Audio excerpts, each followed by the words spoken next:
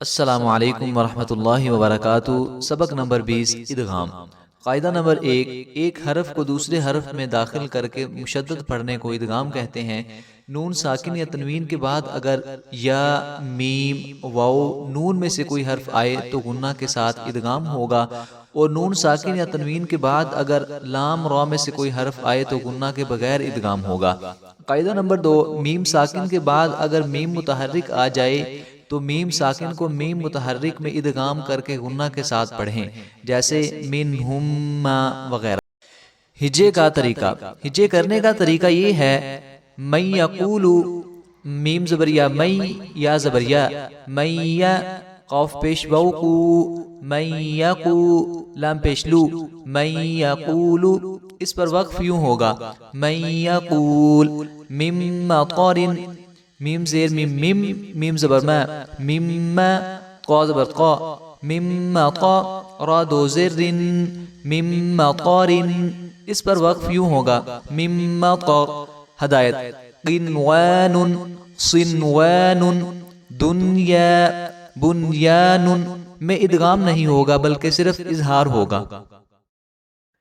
میم زبریہ مئی، یا زبریہ مئی، قاف پیش بو کو، من یقو، لام پیش لو، من یقول۔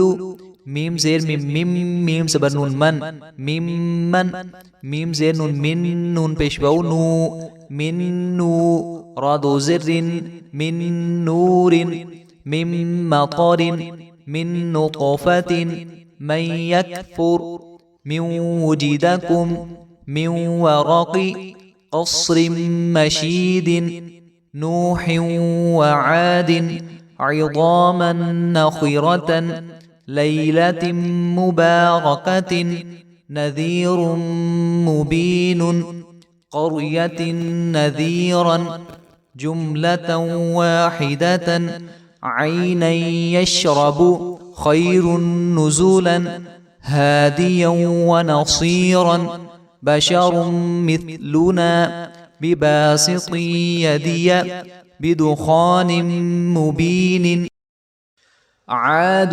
وثمود، باخع نفسك، ميقاتا يوم، أن يخرجكم، خيرا يره، قمرا منيرا، عنهم ما لكم منه، عليهم مسجدا، منكم ميثاقا، قلوبهم مرض، لهم مشوا۔